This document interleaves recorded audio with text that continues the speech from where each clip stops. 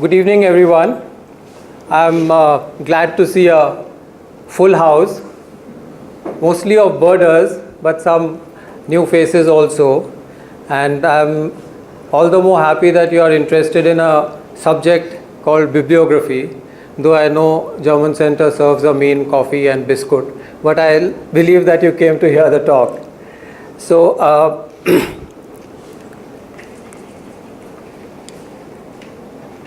I think you'll need to, it's not working.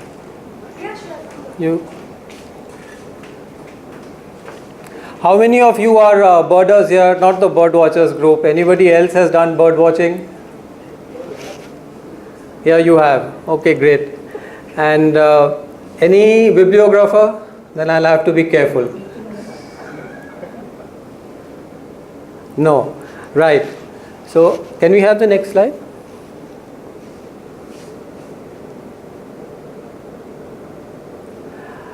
This fabulous poster has been drawn by a friend of mine, Rohan Chakrabarti. It's a caricature basically. It was commissioned for Indian Birds, a journal I edit, and for a issue which published the checklist of the birds of the Republic of India. For the first time, all checklists that we know of have been for the subcontinent or for South Asia, but this was the first time we compiled a checklist for Indian birds.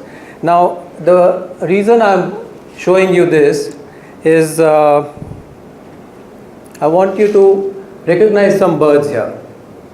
Suppose a non-birder tells me what this bird is. On the top right, you can see the red dot. Crow, yes, this is a crow, it belongs. So this is a chart of a representative of a family. So all the families of birds found in India, there's a representative of each of them here. So, all right, any other, this one at the bottom in the middle? Here in the middle? Hoopoe, yes, hoopoe is the right answer. And I'll ask you one more.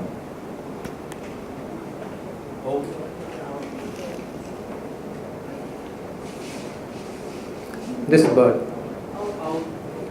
Yeah, it's an owl, but as I said, they represent a family. I think there's another owl in the picture, which is here. So even amongst owls, there are two families. This is the grass owl, this is the barn owl or grass owl, that family, Titonidae, and this is the larger family of owls.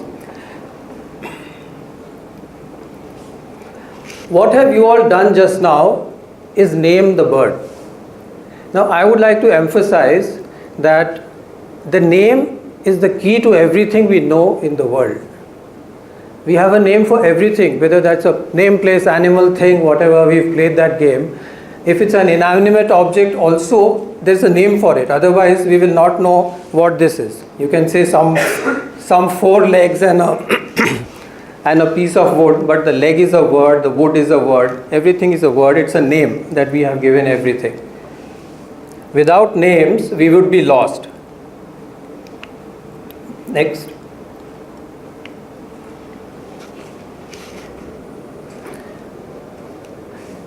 Linnaeus. How many of you know about Carl Linnaeus? So he was the father, I'm glad many people know about him. He was the person who brought together a system whereby names could be standardized and and they did not keep changing. Every time one saw a crow and they said, oh, I've seen a crow and I don't think anybody has seen it ever, and I'm going to call it, some name, Corvus Hyderabadensys or something like that, the crow from Hyderabad. But no, he standardized those names, and that was the system. And he said this, that if the names are lost, the knowledge also disappears.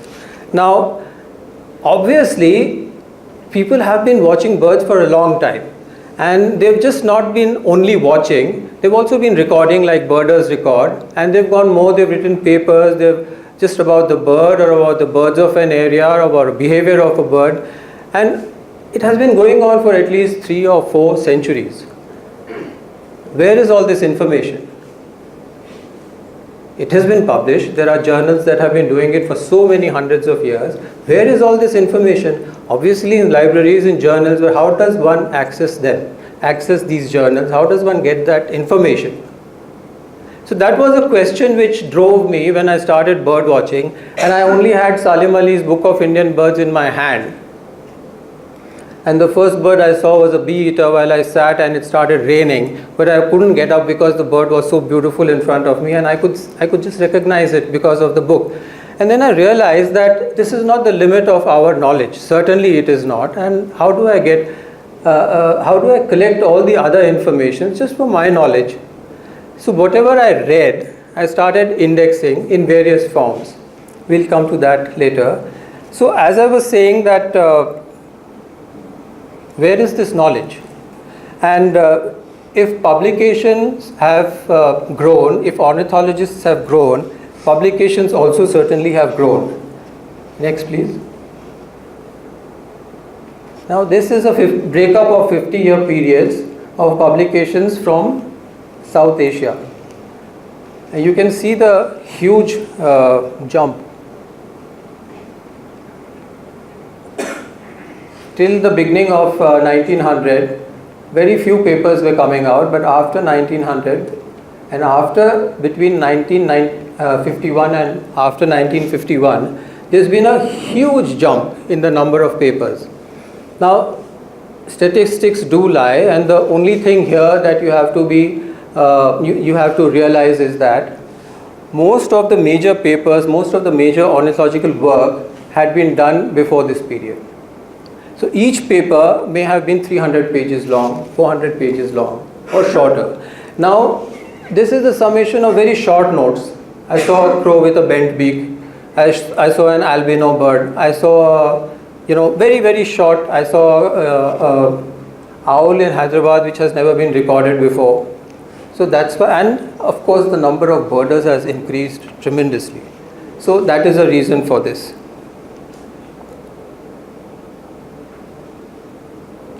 Next, please. What I started doing about 30 years ago is working on something which I realized later was a bibliography. But at that time I was making an index, a list of all the of whatever I read, and I had papers on which I used to write the bird's name and the references of what I read about that bird, and it kept on building. And one day I realized that it was big enough to be put online, and this is the result. So when I asked you where do you go to search when you want to know about something about Indian birds, this is the destination. This is a website I created with the help of friends, and that is the link on top. Next, please. So this is just a shot of a search done on the website, where it's a simple, like Google, you have, you enter a field here, author or the name of a bird, and you have a term which you enter, and then a keyword you can enter, which is a scientific name for the bird. And I believe every single thing written on South Asian birds since 1713 is listed on the list. Next, please.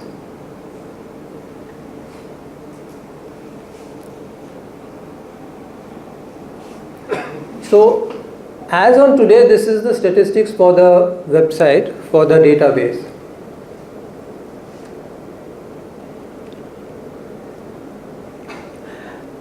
Now, the amount of work that went into it, even I don't realize, because time flies and one doesn't remember what happened earlier. But and it's not visible. It's in a database which is not visible. The database is somewhere, and all that you get is when you search, a list of references come up. But when I actually collated and saw the amount of typing that went into it, 1.6 million words is what I have typed. And so if somebody asks me what my qualification is, I say typist. And that is what it really is. I've been typing all my life, and this is what it has come to. Next, please.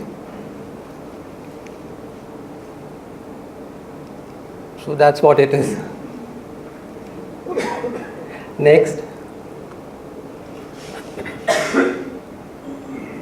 Of course, I am computer illiterate, really speaking. I couldn't have done that website by myself, and I had to take help of friends. And people also realized that yes, here was something that was worth putting up, and it's not an easy job to convert it into a searchable website, but all these people helped me a lot. I have to acknowledge that help here.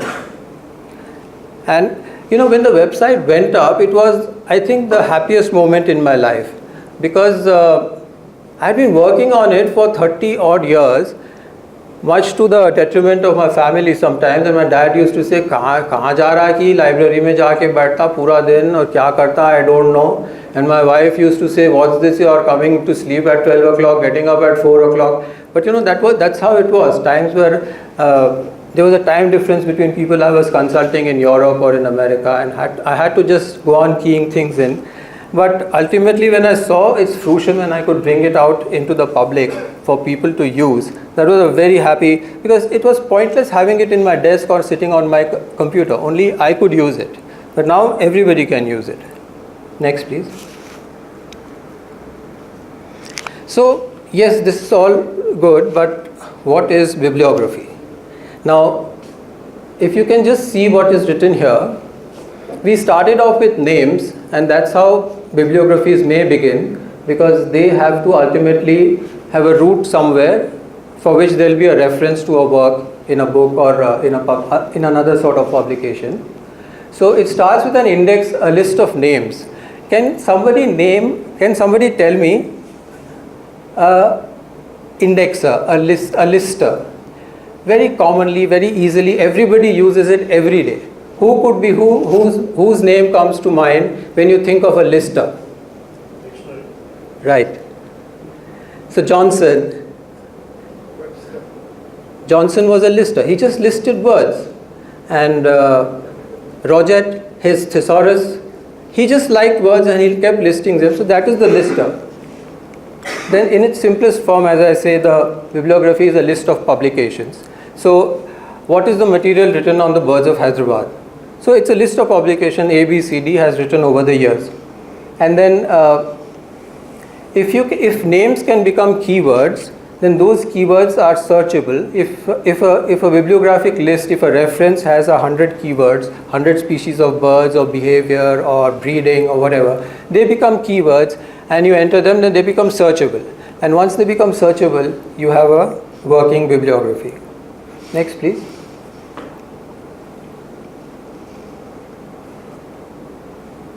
So this is where it is, you know, people ask, why do you need a bibliography? Who uses it? Who cares?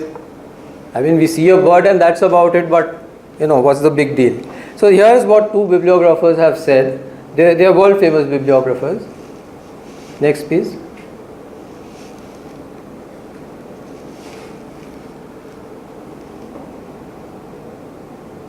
Bengal started off indexing the ornithological works in a library called the Ellis Library in the US. It was so vast. This man was mad and he bought everything on ornithology that was published till then, and he created a library.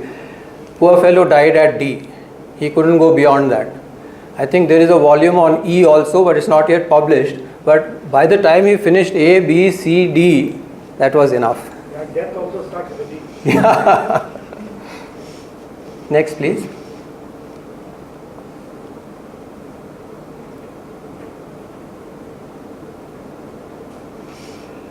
Next, please. You know, all that is, I have done all those things, but when I started, I knew absolutely nothing. All I knew that I wanted to learn more about the birds. And so what did I do? I had to read up a little bit what a bibliography is, how do I start referencing stuff, and for, you know, what are your first steps? You go back to school. So I had to read a book on bibliographic description.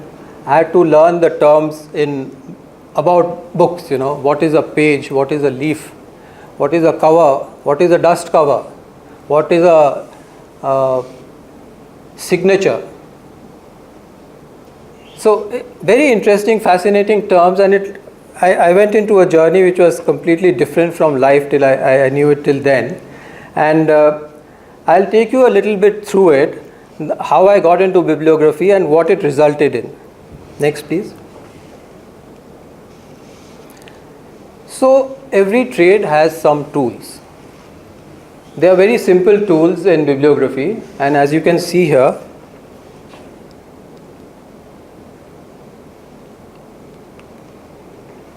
a magnifying glass.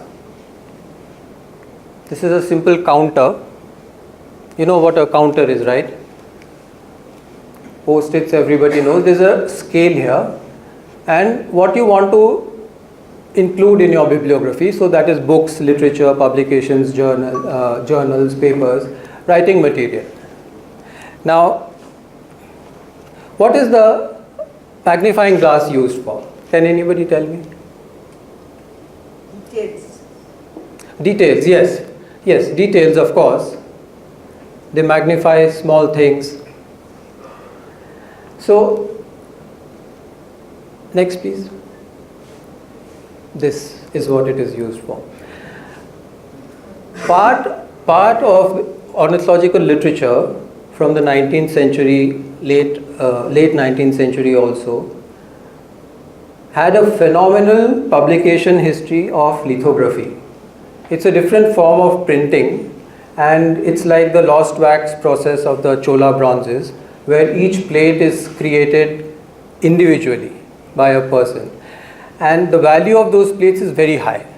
That is why there are always people who try to subterfuge and sell you a fake plate. And so with the magnifying glass, what you can do is, if you bring it up close to the plate, you will see that the enlarged portion is just washes like you do a watercolor. So there is a wash of paint on it. But if it is a print with printing technology, then the whole entire picture has got pixels. So one is able to find out whether it's a print or a original. Plus also, as the lady said, books which are 200-year old will certainly not be in mint condition, and there's a lot of stuff which is unreadable. And the great part about old books and libraries is that they have what is called as marginalia. So people have written in the margins, and many times the great ornithologists have written in the margins, and it's been kept in the library, and to read that and decipher that, it's also very interesting. And so I use a magnifying glass. Next please.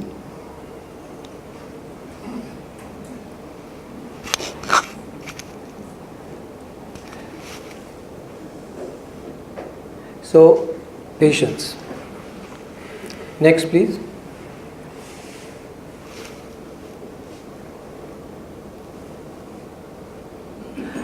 It sounds a little odd that you count things, but what does a bibliographer do? A bibliographer should know how many pages there are in a book, how many illustrations there are in that book, whether the illustrations are prints or whether they are lithographs, how many signatures are there, all those details.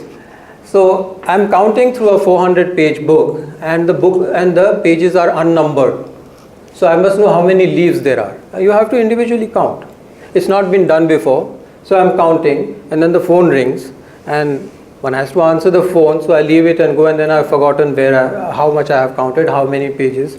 Or worse, the wife calls, and then you drop everything and run. So at that time, the counter is really helpful. That you've counted so many pages, and now you have smartphone counters where you can do 4-5 counts at one time. So don't have to go through a book, first counting the pages, then counting the plates, then counting the signatures. So you can do all of them at one time. So patience in public libraries. I'm sure many of you have gone through the trauma of that. You wait the whole day, then you are asked to come again next day. Abhi saab kaam mein hai. And then bibliography is an art of pursuing references. No matter what, you become a bloodhound and you go after a reference. And how is it? You only go backward. You read a paper which has a list of references where there are, let's say, 20 references, some from 1850, some from 1770. You go and find them. So you go on going, searching, and it's a never-ending exercise, and that also requires a lot of patience. Next, please.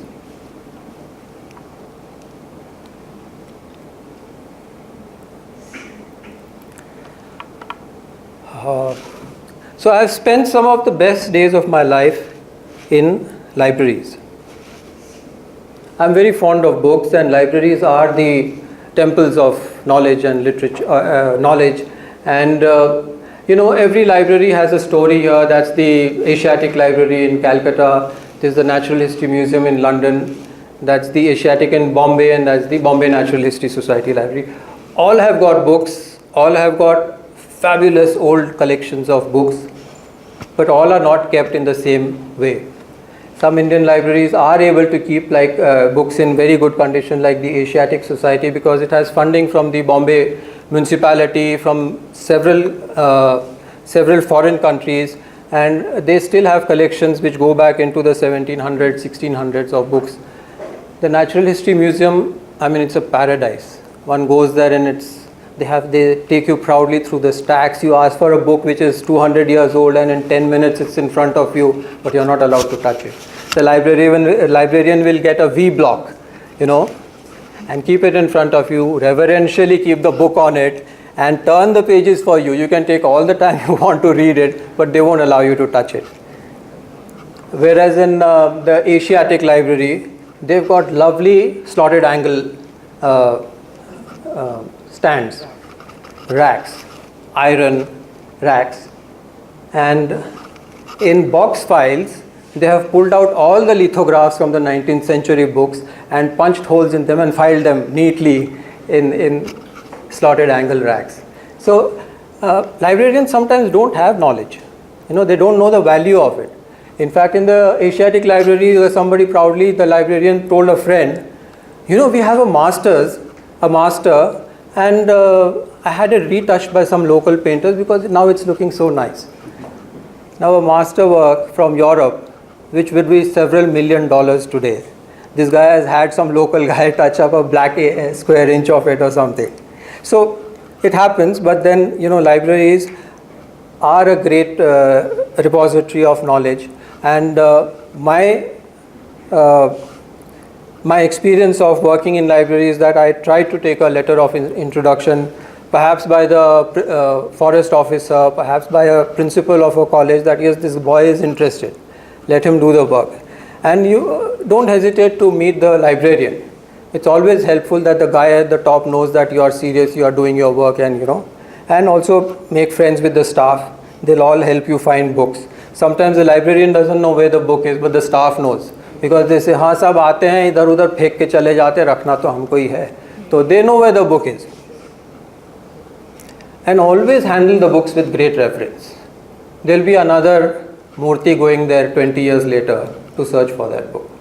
So it's a public treasure. A library is a public treasure, and you should have it. Next, please. Where is it, this library? This is the Asiatic Society in Bombay. Yeah, Fort area. So that's what Ray Bradbury had to say. Next, please. Now the other tool is to build a library of your own. It may comprise of one book, it doesn't matter. It may comprise of many books. The thing is that if you have a library of your own, you can examine the book at your leisure. It doesn't happen in a public library generally. And when you have time on your hand, which many people don't have now, when you have time on your hand, you discover things in the book that, I'm talking about books which are old, not a new book, but books which are old and which other people have not discovered, or other people or the publishers have extracted from a book. Now this is a very interesting condition of a book. This is Salim Ali's 10 volumes of the handbook. Salim Ali and what was his name? Sidney Dillon Ripley. Yeah, the American spy and great ornithologist. He and Salim Ali co-authored a 10-volume work called The Handbook of the Birds of India and Pakistan and the other countries. And a first edition of 10 volumes was published. Subsequently, after 3 volumes of the second edition were published, I think the old man died, and after the 4th volume, even Ripley passed on. The rest of the volumes, now this second edition has got some additions of information, species, etc., because science is an evolving thing, and birds are discovered, distributions are discovered. Now, I got both these sets, and then when I was going through the second edition as a bibliographer, going page by page, I realized that the last volume is rather thin by 100 pages. Do you know what they did? They simply deleted the consolidated index from the second edition. So, in their wisdom, Ali and Ripley had provided a consolidated index for 10 volumes in one place, so that if you wanted to search a bird, now you were new to it and somebody said, handbook mein padho yaar, usme sab mil jayega. So you went and searched for the house crow in the handbook. Now which of those volumes has house crow in it? So you go to the 10th to search for the index.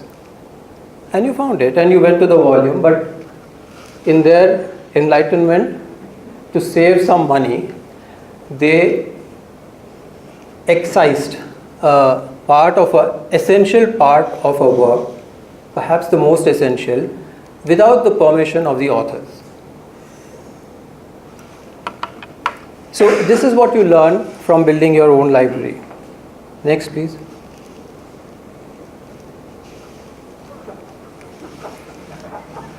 Next, please.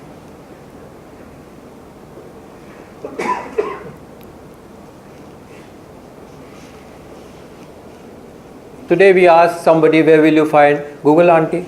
You ask somebody what, we'll go to Google, we'll get every information in Google. So Google is a good source, undoubtedly.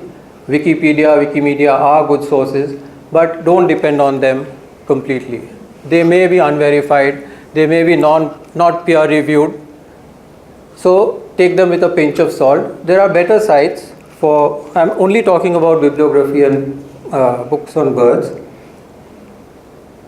These are fabulous sites. The Biodiversity Library is perhaps a British library in digital form.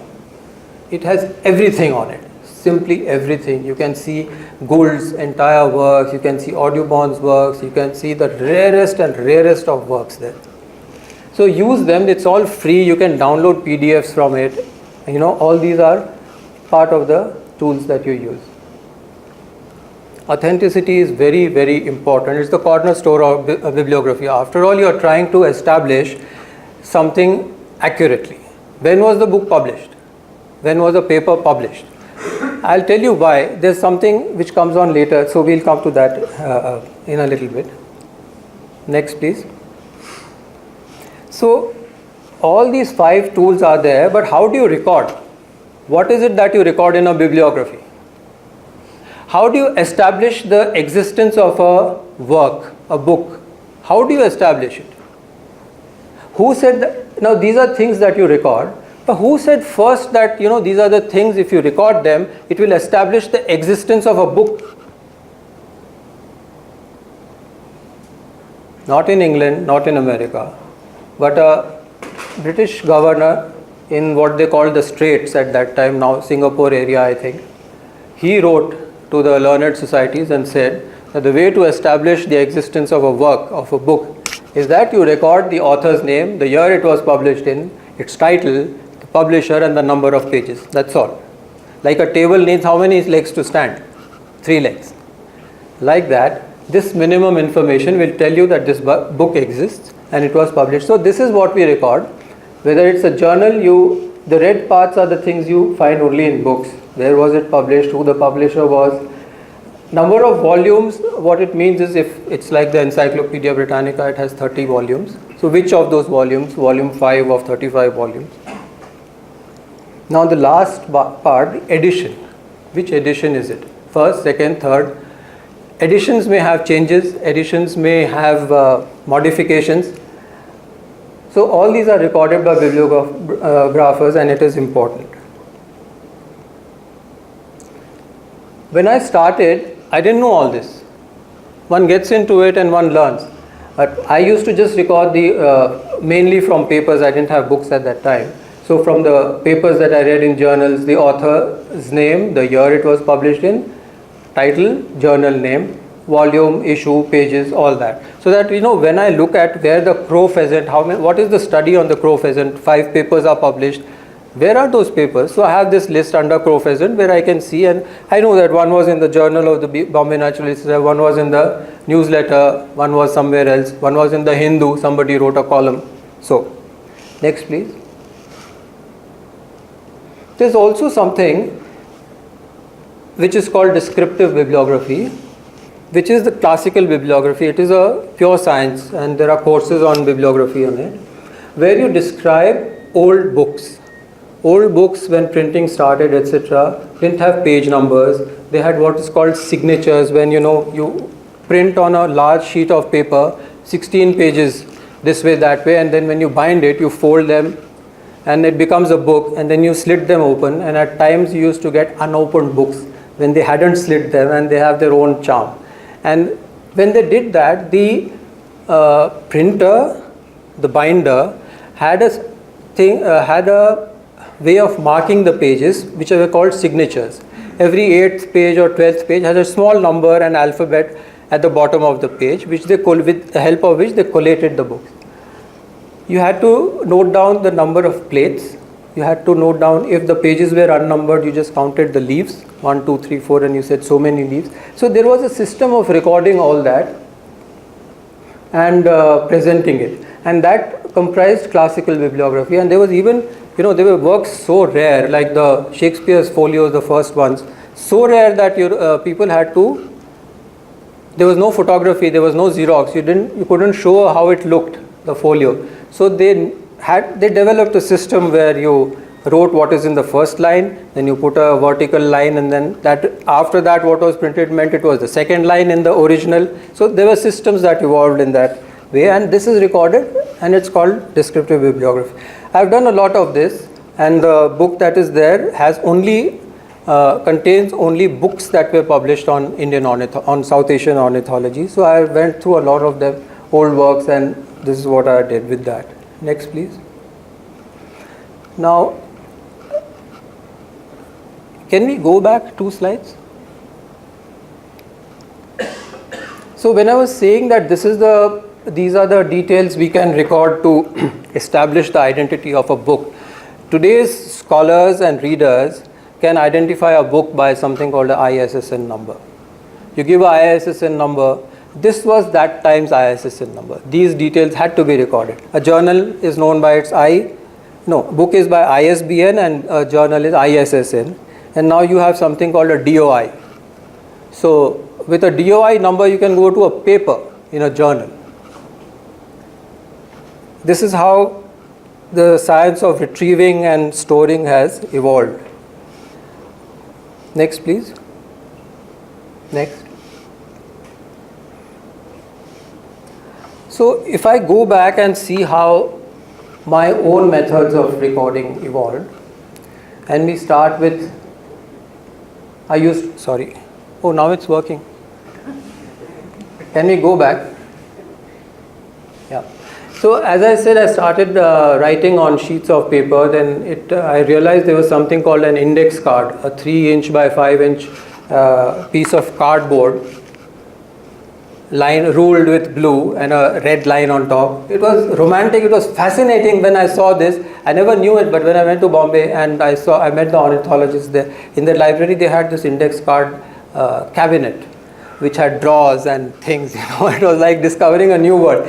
And Abdul Ali, I don't know how many of you know, but उसमें देखो index card में देखो ये में देखो ये किताब लेके आओ, and he used to tell, go and get this book and all. When I got it, just to test me, he said, अच्छा जाओ वापस रख दो. Then it was just that you had to do it, that discipline, that when you retrieve something, it has to be kept back, otherwise the next person will not be able to find it. And then I said I must get this, and there used to be a shop in Bombay where one could buy the stationery. And then of course computers came in. I was lucky to get a small computer and work in DBase at that time, in DOS, and Then a dedicated bibliography program called Papyrus came in. It was a very good program, very user friendly, but unfortunately science developed too fast for that person who was developing the program, and he couldn't keep up with it, so he had to stop. And then now I use I think what is one of the finest, called EndNote. So next please. This was how it evolved. That's a sample of a index card that I had. It's not my original database card, but this is when we were working on the birds of Andhra Pradesh. This is a card we made on the cotton teal and all the references that had cotton teal mentioned from Hyderabad. And this is an example of for those who don't know, index card cabinet where you had, the alphabets written in each of these pigeonholes here, markers, A to M, whatever. And you could just pull out the drawer and they were all there. And you searched, they had a number and you went to the rack and you found the book. Then this was a computer I was using. It was called Commodore 64. And that was the storage device, 64 GB. What was it? GB? No. KB, 64 KB we could store on that, 5 1/4 floppy. And it was so, brittle that if you folded it or it got creased, finished, all your data is gone. There was something like a LP record inside on which it used to spin and it used to record. And this was the drive. This little bit you had to, as you can see, shove it in there and lock it, and then next please. So digital work was, the panacea. I could do everything, store everything and all, and then one day I lost my work. It was the turn of the century, and you all remember the virus scare that was going on, 2000 some scare was there. So a trusted friend of mine sent me a email, and there was a link on it, and I clicked and wham, the disk crashed. I had backups, but not for the past 4 years. And then I realized that likhta to acha hota, but yes, that's what happened. And please back up your data. It's very important. Of course, I had to go back and retype, and I could make a lot of corrections and things. But so if you ask me the difference between entering in computers and writing by hand, in a computer you can get a very surgical, clean printout. Your data is always neat, always faceless. But on a card when you write, can we go back? If it has gone through 2-3 hands, people have made corrections. You know that the author, the person who's written has hesitated, has corrected something. Science has advanced, so maybe he's corrected that name, that it's called by something else. That history is there, that sort of emotional connect is there in that. But yes, of course, as time has gone and now the computer is just a fabulous thing. Next, please. Now, this much, all that was about, how I got into it, the art of bibliography, how does one record and all. What did I achieve from it? Yes, I achieved a lot of satisfaction. I achieved the feeling that, I was able to record everything that we know about South Asia into a system which is retrievable and which people are using everywhere. But there were other personal satisfactions, that is getting into very rare books. I was able to look at very rare books. And all this only because one read about it and there were reference sections and one went back and all. And this was personally very satisfying because as you can see, the Telugu word pitta. So there's a family of birds called the pitta. It's got Latinized from Telugu. It's a generic name for a bird, right, in Telugu. How did it get Latinized? How did it come into the mainstream of science? And then I discovered this. It's a work which went out from in 1713 from Chennai, and there's something called a mantissa, like an appendix to that work, which is a checklist of birds from Chennai with these lovely endearing illustrations. The pitta is in that. Can somebody spot it? At least 6 birds look like a pitta, but that was how the illustration was at that time.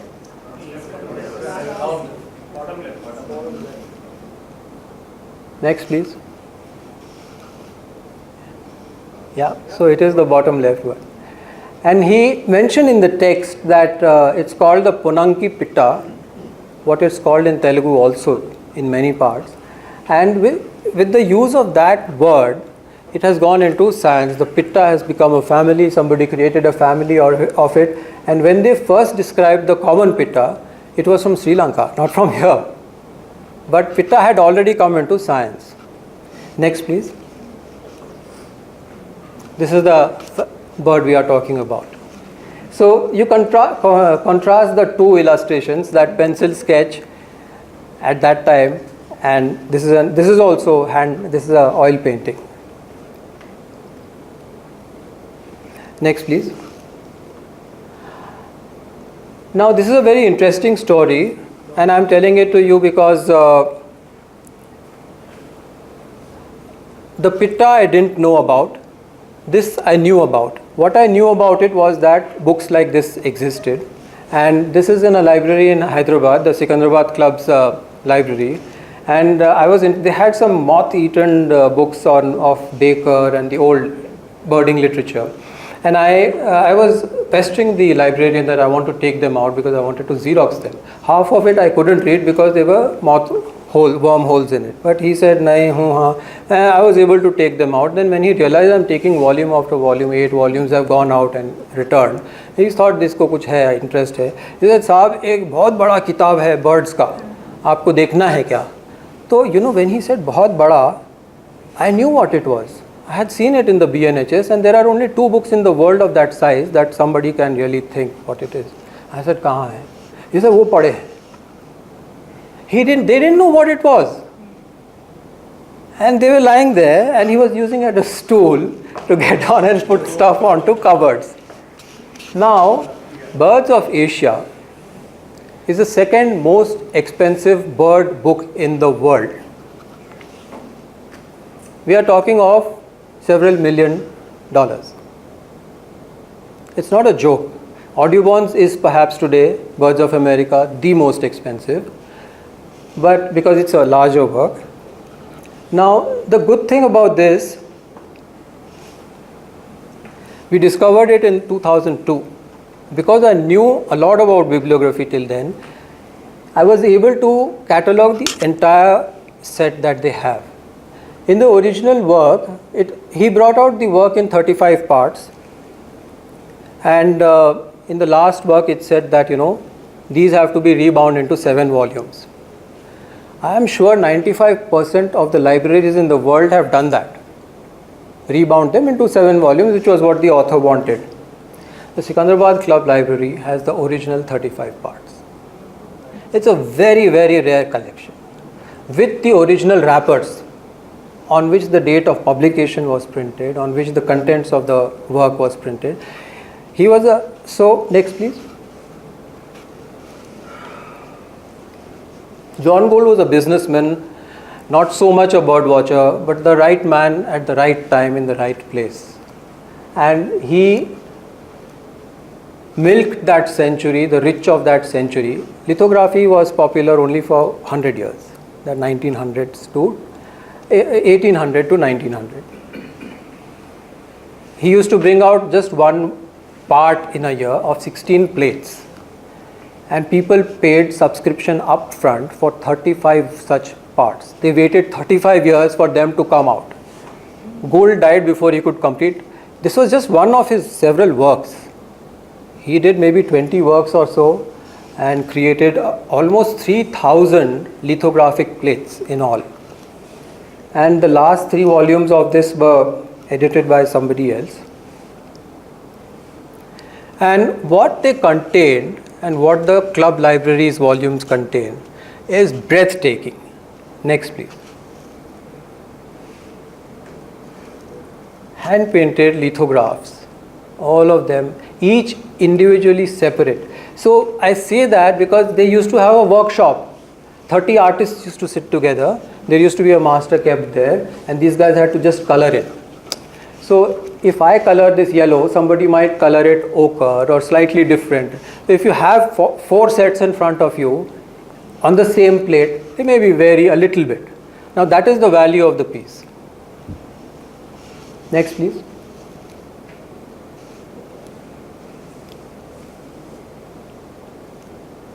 Next please. So what did I learn from bibliography?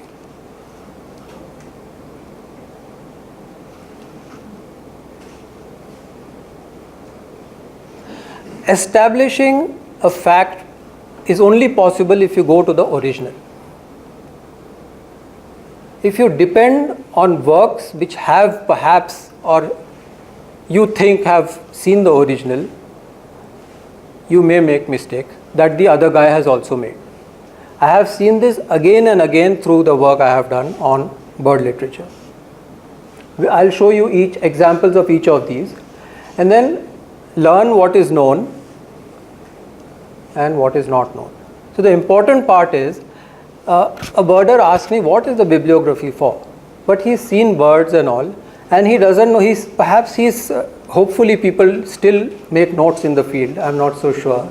But when I was young and birding enthusiastically, I used to have a paper pencil and I used to make notes. And if I saw something which I thought was unusual and I noted it, I used to come back and read and see if the Salim Ali's book had it or not, or some other. If it is not there, what you have seen. So that is, how would you know that it is not known unless you search the literature? What is known, you will know because it's there in the book. So bibliography's great help is that you don't know something and it is there. A great satisfaction is when people say this. A PhD would spend several weeks searching in the library for books on his subject or her subject. The librarian wouldn't know what to tell him. Maybe his professor also wouldn't know which works to refer to. If a person is really diligent and goes back, one can go back a long way. So the bibliography, at the click of a button, his entire PhD homework is there. People want to do birds of, let's say, birds of Kerala. How do they know what is written on Kerala already? Go to the ant, thou laggard. It's like that. Go to the bibliography and you have it. Next, please. The last point there was that science is a dynamic subject, it changes. So what you have recorded as gospel in your bibliography will also change because science has changed and you have to go back and change it. So, next please. Now, I just want to show you this because it's a revered text. It is called the Synopsis of the Birds of India and Pakistan, etc. It was written and compiled. It was compiled and then published by Ripley as a precursor to the handbook. They didn't know which birds to include because there was work which was 30 years old, etc. So he compiled all this, and obviously he didn't go to the source. He went to an earlier publication and what they have written he is copied. And researching it, one realized that this is a tree sparrow, so that's the scientific name, Passer rutilans. This is the guy Temminck is the person who first named this bird as Passer rutilans. That is, he discovered it first and he named it. Now, in the naming of any species, there is a principle called the priority principle.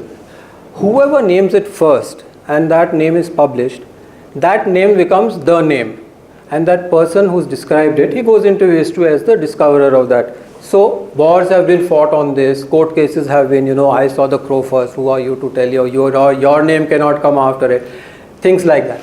So it was discovered that Temminck's work, Gould published his work, this name on the sparrow, 8th April 36. Temminck published it on 31st December 1836. So principle of priority, Gould, pips Temminck to the tape. So it's actually Gould's name. And who did all this work? A guy, I can't pronounce his name, Likovsky, in 2011. He published in a journal called Chinese Birds, and he said it's not even rutilanus. The name that Gould gave it was Cinnamomius. So these are things which come out, and you see Ripley has even got Gould's name here, Cinnamomia, but 1835. The work was not published in 1835, it was published in 1836. So this is the advantage of going to the source. Next please. The other one was a direct result of bird watching. I was watching hornbills and I realized that the skin color around the eye of the male and the female is different.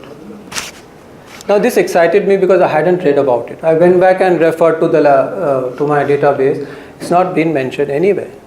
And with the help of this observation and my bibliography, I was able to publish a paper which is now quoted in subsequent texts, which says that yes, the sexes can be distinguished by the color around the eye.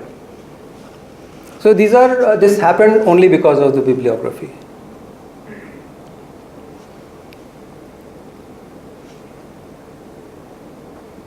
Sometimes societies forget about a paper that you have sent them. They just forget it. It happened in 1830 when the British resident in Nepal, Hodgson his name was, he discovered a bird and he sent the paper to the Asiatic Society, who promptly filed it away somewhere. They read it out in a meeting, but they didn't publish it. They filed it away somewhere. It was new bird. 2 years later, Mr. Gould discovered a bird and that was published. So Hodgson wrote a stinker to them and said, hello, 2 years ago I have discovered this bird and you have acknowledged it to me and I have sent you the paper. And Hodgson had called it the red-billed Erolia. Gould named it the ibisbill. Only one species in the family, ibisbill, is the sole representative of its family, and Hodgson missed out naming it. Next please.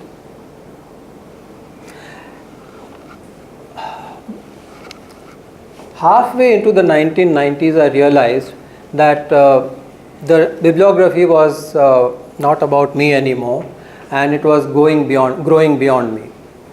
And I had this urge to put it out so that people can use it. And this is what I did.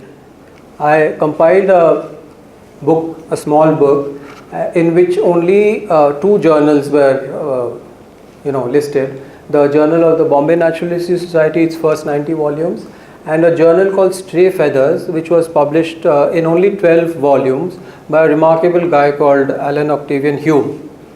And several of those papers Hume wrote himself, and by paper I mean they would be 400 pages and comprised that volume of the journal. And this was a time when First Indian War of Independence was happening, 1857. Hume was the collector in Etawah, and horseback riding for 30 hours, 24 hours, 20 hours, going back and then writing. It was very tough times, but they left a record which is remarkable. Then, people said, no, your bibliography is much bigger than just these 2 journals. And by that time, technology had changed. So in 2003, I brought out a CD, which was searchable. And the entire bibliography was on it. And people really liked this quite a bit. Next, please. Through bibliography, as my study of, beyond the science of bibliography it went, I was able to publish several papers in, all sorts of journals, and some of them were specific, and bibliography is a specific and boring science really, but many of them were just, and I'll talk to you about 2 of them here. This is the Journal of the Bombay Naturalistic Society. This is the 100th volume of the journal, and in that journal I had a paper which dated all the 100 volumes of the journal. So I went through each and every volume, all the 4 issues or 3 issues that comprised a volume. They didn't know on which date they had published that journal. Many of the journals, maybe 60%, had a date on it, published on this day. But what happened is, over time, the journal was not able to keep up to the year in which it was supposed to be published. So if a journal was to come out in 2000, it would come out in 2003. But it had papers which had been submitted for the 2000 journal. And if that 2000 journal had a new bird or a new plant described in it, the author would have thought it would come out in 2000 and believed it actually came out in 2000. But the paper was published in 2003. Now the principle of priority is you're cheating that author by bringing it out in 2003. In these 3 years, somebody else very well could have discovered that same thing and named it after him. In the middle, they even stopped publishing the date of publication. So I was able to do that, and it was a detailed thing, how many pages in each volume and how were the editors and all. And it was very well received. And the great joy was when they scanned all the first 100 volumes. The BNHS scanned all of them and put them into a CD which they wanted to sell at 1,000 rupees. And when that CD was released, the person who had actually scanned it, he told, "Aasheesh, please get up." And I got up in the audience and he said, "It was because of this man that my work became easy. If it was left to the BNHS, I would never be able to actually scan them." BNHS didn't have a complete set of the journal, at least in one place. And they had rebound all the volumes and thrown away the covers, which had the date of publication on it. So one scrounged and borrowed and begged and went to various libraries and then tried to complete. That was one. The second was Buceros is also a publication of the BNHS, and this was the first time that a checklist of the Indian subcontinent was published as a checklist, usable by people and not with all the other notes that go into making it a bigger checklist. And in this, what happened is BNHS wanted to go ahead, they wanted to standardize the English name for each bird. So we have 5 field guides, all 5 called let's say a crow by 3 different names. 2 say it's an Indian crow, 2 say it's the Indian house crow. So Shafat Saab says, "Kya hai mea ye?" Koi bolta kawa, koi bolta kuch. What is the real name? So we tried to do this, and the thing was that the battle was already lost because these books were published by not Indians. And every Indian was buying only those books. So I said, since you are doing this exercise, why not also add the name of the author of that bird and the year it was published in. So if you said Corvus splendens for a crow, to identify a crow, you said, okay, it was first identified by Mr. Shafatullah in 2000. So everybody knew that he had found it. So they went ahead and did it. This was possible only because of the bibliographic work and what I wanted to do. The third is very interesting and dear to me because as I worked through the literature over the years, what I realized was very few Indian names were coming up. I mean, people were doing birding in India, but where was India in it? And I started compiling. I realized that also a lot of bird names were of Indian origin. How is that possible? So a bird name can be coined from an area it is found in. It can be, if I like Vinay, I'll say I'll call the bird I discover, I'll name after Vinay. So it can be after a person, it can be after a color, it can be after a city, it can be after a habitat. So I compiled a list of all the bird names originating from India. Motacilla madaras patensis. What is it? White, the wagtail, white wagtail. So it's a wagtail from Madras. Madras Patan it has been found in, so it is from there. And things like Mount Abu is there, Vellore is there, Abdul Ali is there, Salim Ali is there, wives are there, Tamina, Salim Ali's wife is there. So, birds have been named by people like that. Somebody did a favor, so you named the bird after that. So, all the Hyderabad, all the Indian names were listed in this and it's liked by people. Next, please. Curious about the previous one. Can we go back? Curious about the one on the top right. Yeah, so it's published in Germany or somewhere, and they published English papers. So I had several papers on dating. Now, what is dating got to do with birds? I'll tell you. Next, please. Yeah, dating and birds. Now, several times books didn't have a date when they were published. How do you know when it was published? Information comes in various ways. This is a very popular book. It's not very important scientifically, but it's a popular book. And the author EHA was Edward Hamilton Aitken, right? EHA, popular. So when did his first volume come out? Nobody knew. It was always before 1900, something like that. In buying books, I got one which is inscribed by the author. He has presented it to somebody who is traveling, a happy voyage home, coming back from India or where, I don't know, going to England. E.H. Aitken, 19th March 1901. So I was able to say that it was at least in publication on this date. Still it's not accurate, but there is something. So this is how bibliography also helps us.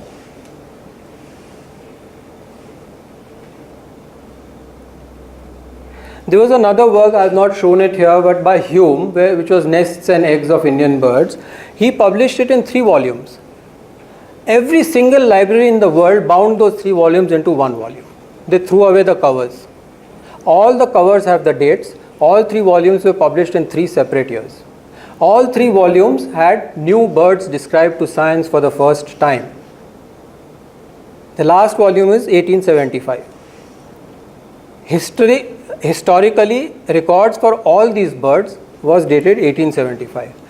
Till I happened to find a set where all 3 volumes were separate as separates. I bought it for some 10 pounds or something on the internet. I was able to establish that the names were not actually all from 1875 but from 73, 74 and 75. Thankfully, nothing got disrupted in the whole picture, because the bird hadn't been described by anybody else.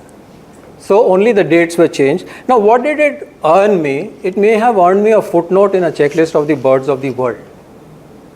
But it's a great pride that no other Indian had such a footnote in such a checklist. That's what bibliography is all about. Next please.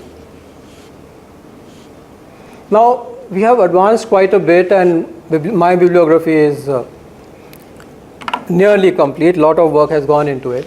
So I realized I've been collecting bibliographies. The bibliographies from around the world are quite a few. Very well covered, very well spoken of, very well written, a vast coverage. But for India and South Asia and the subcontinent, there was something which was limited. This was produced by the Smithsonian, and they covered very few, only the journal, and not all the public journals were also indexed in it, and searching through it was a nightmare. Then everybody used to say, "Ala, itna kaam karta hai, kuch dikhta nahi hai." You see, you can't see the database on the internet. You can't see. If it published, it went into 16, 17 volumes, but you can't see it. You need something. What are you doing? You are just saying that you are doing something. So, next please. Ravi Singh from WWF, another bibliographer, fond of books. He said, यार अब तो shelf पे एक किताब चाहिए, ऐसे तो नहीं चलने वाला है कि कर रहे हो, nothing has happened. And by God's grace in 2010, next please, this came out. So this is a book I did, and it covers only bird books. It doesn't cover papers.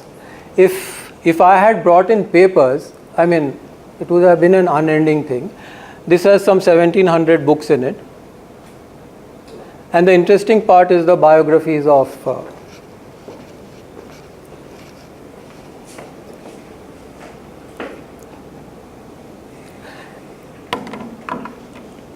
it has not really been a lonely journey. Like, I have had help.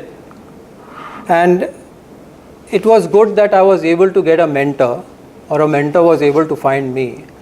And we stuck to each other, and where I gain a lot of knowledge from this person. Next, please. So that is Edward Dickinson, and he is not a professional ornithologist, but he's a great birder, one of the finest and well-known ornithologists in the world today. He's authored these 3 books. So the Howard and Moore checklist was the British checklist of the birds of the world. Now you have this old battle between the Americans and the British and Europe, where the Americans go that way, British go this way, and the Americans is called the Clements. The Clements list, also prepared by one gentleman called Clement. This is prepared by 2, one is Howard and one is Moore. And they had their Clements list.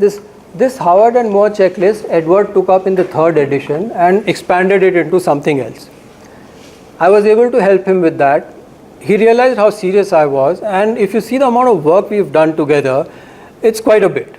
And so I was able to help him with both of them, and then this came out where, as I told you, dating is very important in establishing a priority, and this comprises of works of ornithology which will be studied in future. They are very rare works, and what are the problems with that. And in this I have at least 4 entries where it says the authority on this is Aasheesh Pittie, you consult him, because I have those works here and things like that. I have written papers on it. So this is what it's only possible because of the internet and the email collection. If I was waiting for ships to go up and down, it would have taken several lives. And there were days when we had 40 emails. He used to reply just like that. He had everything. He has everything in his head. I said, what is this old name for this species? Khatsa. Email used to come and look at this reference, look at that reference. Amazing guy. So recognition for the bibliography is not, too much. People know, some people know it is there, some people, yeah, theek hai.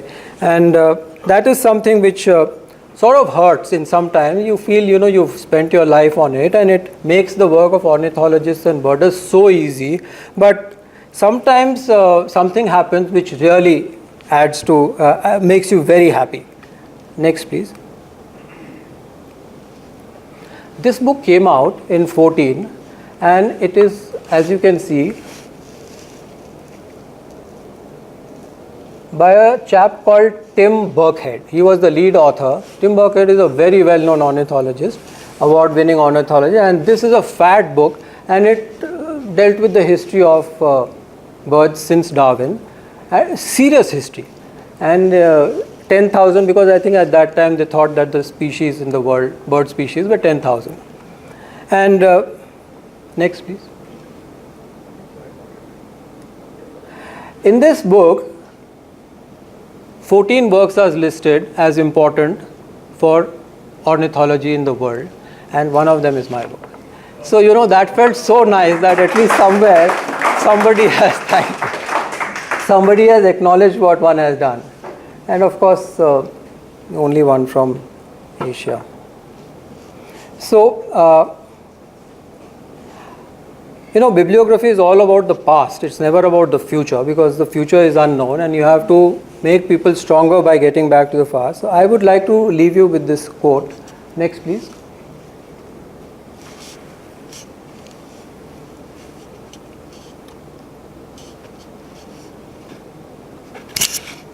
If people haven't read Wendell Berry, I think you must read him. He is a modern day Thoreau. His writing is just too good. Next, please.